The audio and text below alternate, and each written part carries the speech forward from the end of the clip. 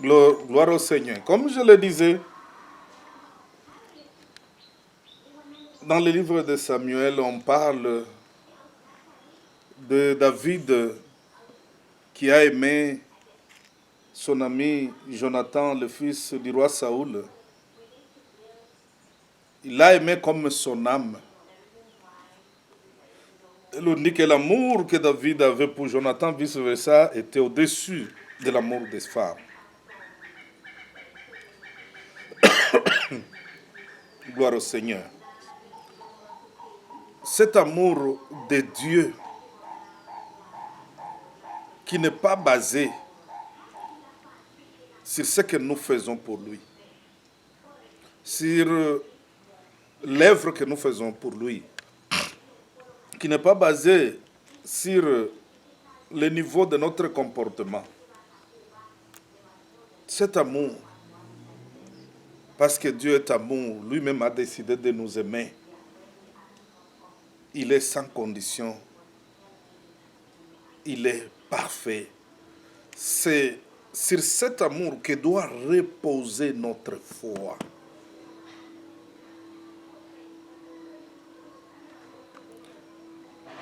Dans le commun des mortels, la personne qui manifeste l'amour vis-à-vis de nous,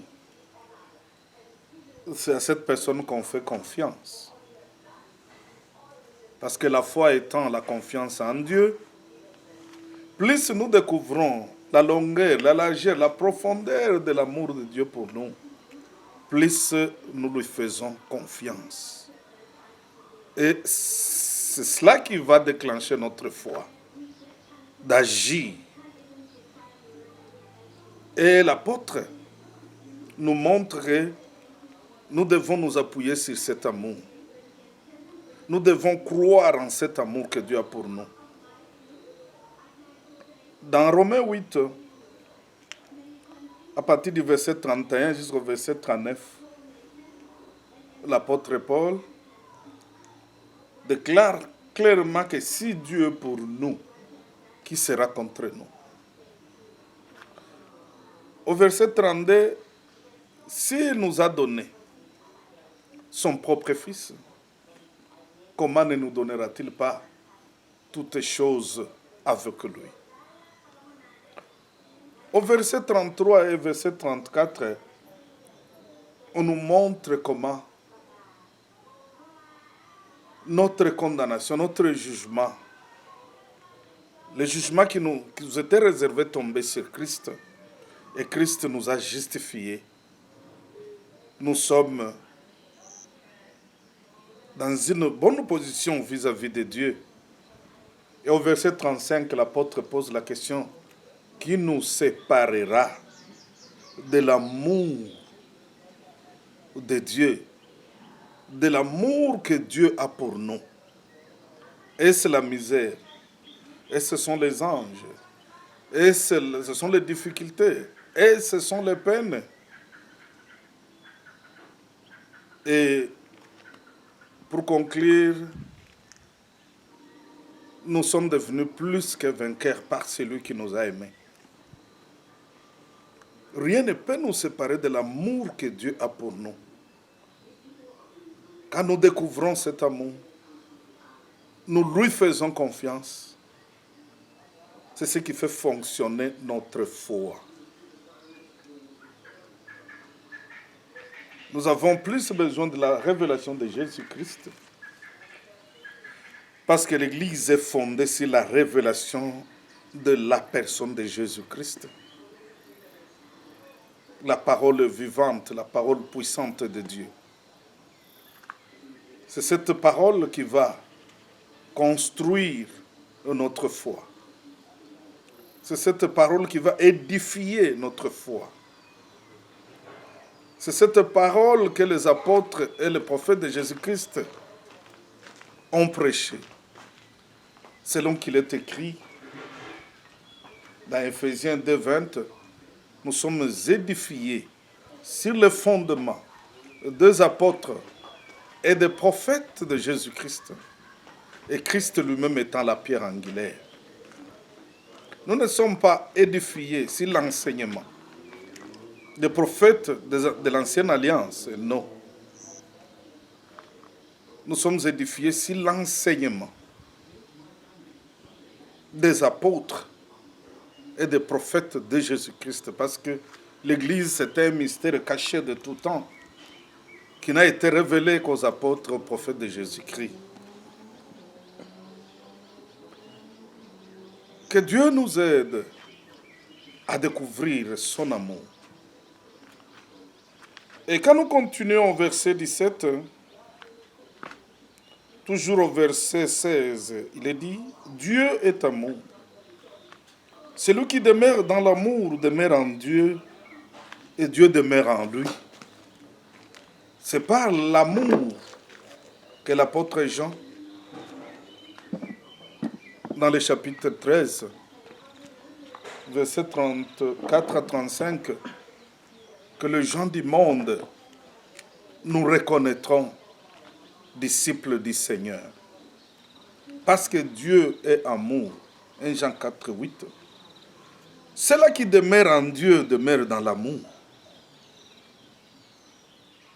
Et Dieu demeure en eux. Si nous haïssons nos frères, à la manière de Caïn, nous nous trompons nous-mêmes, mais l'amour de Dieu ne demeure pas en nous. Quand nous avons crié au Seigneur, nous avons écouté la parole de la vérité, nous avons crié en lui, il y a une œuvre de restauration qui s'est opérée au niveau de notre cœur. C'est l'amour de Dieu qu'il a répandu dans nos cœurs, avec le Saint-Esprit qu'il nous a donné. L'amour de Dieu qu'il a répandu dans nos cœurs, avec le Saint-Esprit qu'il nous a donné. Dieu nous a donné un cœur nouveau. Selon le témoignage d'Ézéchiel 36, versets 25 à 27, Dieu a ôté les cœurs adamiques, les cœurs insensibles, hérités du péché d'Adam et Ève. Dieu nous a donné son propre cœur. Un cœur sensible, un cœur compatissant, un cœur d'amour. Si réellement nous sommes les disciples de Jésus-Christ, nous devons demeurer dans l'amour. C'est le signe. Ce n'est pas parce que nous opérons le miracle, parce que nous guérissons les malades, parce que nous parlons en langue, parce que nous allons à l'église assidûment, parce que nous donnons les offrandes, nous donnons les dîmes, que les gens du monde vont reconnaître que nous sommes les disciples du Seigneur. C'est par l'amour. C'est ainsi dans le livre des Cantiques, livre des Cantiques, Cantique de Salomon, au chapitre 2, verset 4, on parle de la bannière qu'il a placée sur nous. C'est l'amour. Les signes de reconnaissance que nous sommes enfants de Dieu, que nous appartenons à Dieu, c'est l'amour. Les signes de victoire, parce que nous sommes devenus plus que vainqueurs par celui qui nous a aimés, c'est l'amour. L'amour, c'est Dieu. L'amour, c'est la victoire. L'amour, c'est la force. L'amour, c'est le progrès. L'amour, c'est la prospérité. Nous devons marcher dans l'amour, comme le Seigneur Jésus-Christ lui-même a marché dans l'amour. Pendant que le monde est en train de se mourir, le monde est en train de se gâter, cependant aussi Jésus-Christ l'a prophétisé dans Matthieu 24, 12, que dans les derniers jours, l'iniquité se sera accrue et l'amour du plus grand nombre refroidira. Mais les vrais enfants de Dieu, ils vont garder à l'esprit que Dieu les aime et il continuera à les aimer et rien ne changera cet amour que Dieu a pour eux. Nous voulons l'onction. Nous voulons que l'onction augmente. Vivons à la manière de Jésus-Christ. Et croyons Dieu notre Père à la manière de Jésus-Christ. Comme il est écrit dans Hébreux 1, versets 8 à 9. Tu as aimé la justice. Tu as eu l'iniquité. C'est pourquoi, ô Dieu, ton Dieu t'a oint d'une huile de joie au-dessus de tes semblables. L'onction augmente quand nous découvrons l'amour du Père vis-à-vis de nous, quand nous faisons confiance à cet amour qu'il a de nous, et l'onction va augmenter. Quand nous marchons dans l'amour, à la manière de Jésus-Christ, l'onction augmente. Frères et sœurs, les signes par lesquels nous sommes reconnus par Dieu, par les hommes de ce monde, que nous appartenons au Dieu vivant, c'est quand nous marchons dans l'amour. Gloire au Seigneur.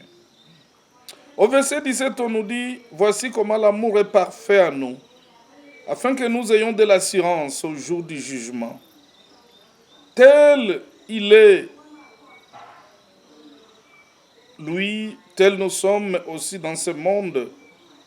Il n'y a pas de crainte dans l'amour, mais l'amour parfait bannit la crainte. Car la crainte implique un châtiment, et celui qui craint n'est point parfait dans l'amour. Il n'y a pas, je dois vous dire, un jugement à aide, un jugement devant nous. Il n'y a pas un jugement devant nous pour que nous soyons condamnés. Le jugement qui nous revenait était tombé sur Christ à la croix. C'est pourquoi la Bible dit, nous sommes passés de la mort à la vie, dans Jean 5, 24, et nous ne viendrons plus en jugement. Quand nous comprenons que Dieu nous a aimés parfaitement, il nous a épargnés de la colère à venir, il nous a épargnés de l'enfer, il n'y aura jamais point de crainte à nous. La crainte suppose un châtiment devant nous. Le châtiment qui nous donne la paix parce que nous avons été réconciliés avec Dieu par le sacrifice de Christ. Ce châtiment-là était tombé sur l'innocent Christ. Et aujourd'hui, nous sommes en paix avec Dieu. Et cette alliance de paix demeure éternellement. C'est de cela que Ésaïe 54:10 parle. L'alliance de Dieu ne peut pas être rompue, ne peut pas être coupée, ne peut pas être changée. C'est une alliance qui va demeurer inchangée. Et cette alliance est l'alliance de paix. Nous sommes en paix avec Dieu. Comment Dieu va se retourner demain pour nous châtier? Non. Le châtiment qui nous donne la paix est tombé sur Jésus-Christ. Le châtiment, la condamnation, le jugement à venir à redouter va tomber sur le méchant. Les gens qui ont refusé d'accepter Jésus-Christ comme Seigneur et Sauveur. C'est sur ces gens-là que le châtiment va tomber. Nous sommes en paix avec Dieu. Nous sommes ses enfants, nous sommes devenus ses enfants. Dieu, une nuance, une précision que je voudrais donner, peut discipliner ses enfants. Mais il ne va pas les condamner, il ne va pas les juger. Il ne va pas les châtier parce que le châtiment était tombé sur Christ. Dieu discipline ses enfants. Comme un parent normal peut aussi discipliner. Gloire au Seigneur. Dieu nous aime. Il n'y a pas un jugement à aide qui nous fera trembler.